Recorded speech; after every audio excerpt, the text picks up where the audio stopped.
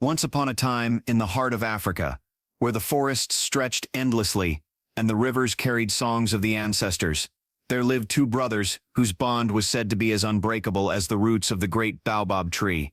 The elder, named Kelechi, was ambitious, bold, and hungry for glory, while the younger, named Adisa, was humble, steady, and content to live a simple life. So long as his brother prospered together, they grew after their parents passed away, with Adisa carrying much of the weight of survival on his shoulders.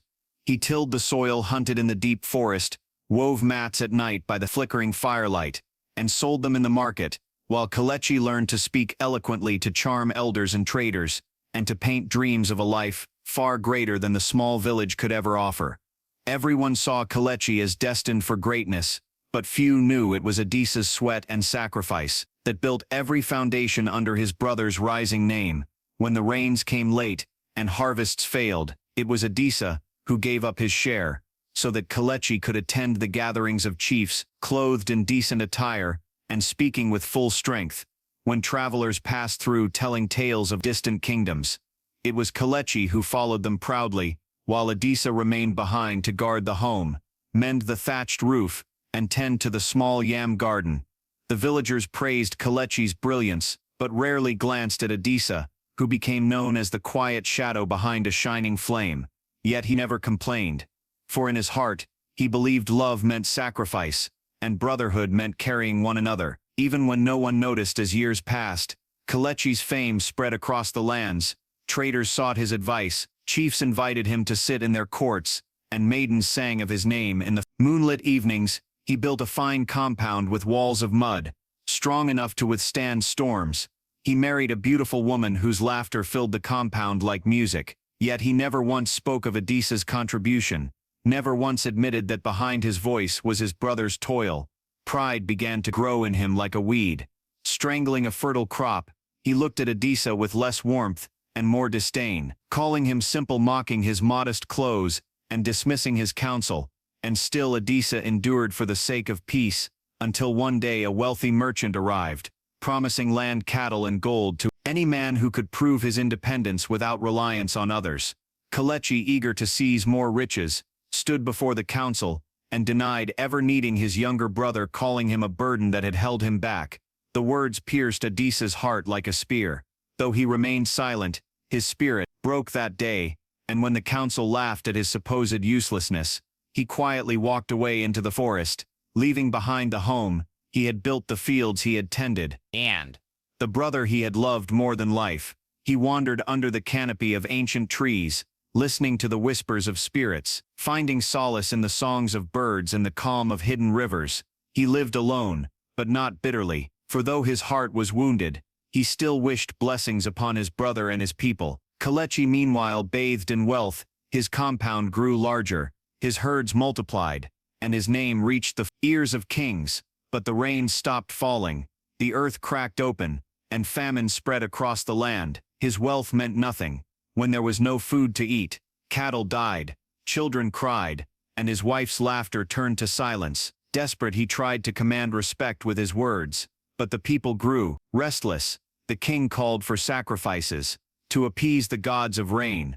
The priest declared that only the one who had given the most in love and sacrifice could unlock the skies. Kelechi laughed, thinking no such man existed. Yet whispers spread through the village, whispers of Adisa, the forgotten brother, who had given his life strength without ever asking for thanks. The people remembered his quiet toils, his sacrifices in silence, and realized he was the one the gods spoke of too late. Kelechi set out to find him, trekking through forests, until he stumbled upon his brother, frail but peaceful, tending to small hidden gardens that still yielded food.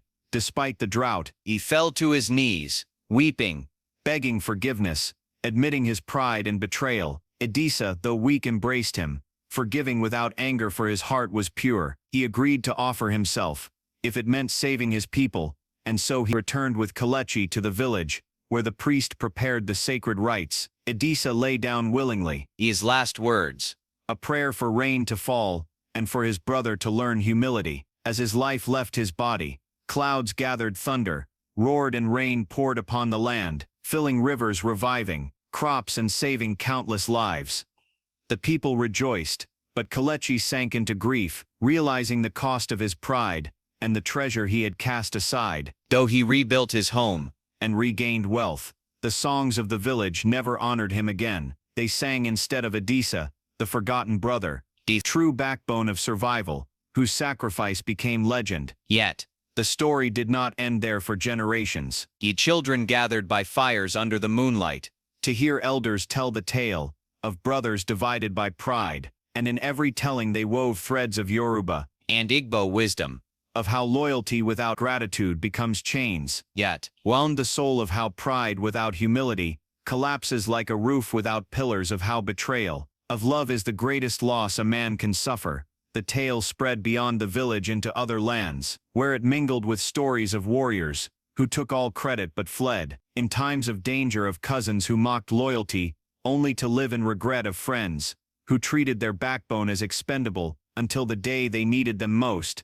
And thus the tale grew larger than one family, becoming a mirror for every listener who ever overlooked the hands that lifted them. The story became known as the tale of the backbone, that snapped a reminder that behind every great voice is a silent worker, behind every crown is a humble servant, and when those who carry you are betrayed, the weight of the world comes crashing down in Yoruba lands. It was told as a warning to chiefs in Igbo villages. It was sung in dirges for fallen heroes in Gambian and Sierra Leone tales. It was remembered as the story of brothers who let envy destroy their bond in moonlight gatherings. It was retold with tears and laughter, always ending with the same moral that love and humility outlast wealth and pride. As the years turned to centuries, the story remained, its details shifting with each teller, but its truth unbroken. Parents taught their children never to forget those who sacrificed for them. Kings warned their heirs to honor loyalty or risk ruin, and travelers carried the tale across oceans. Yet, at its heart, it was always about two brothers, one who sought glory, and one who gave everything, one who betrayed, and one who forgave, one who lost everything to pride, and one who became immortal through sacrifice.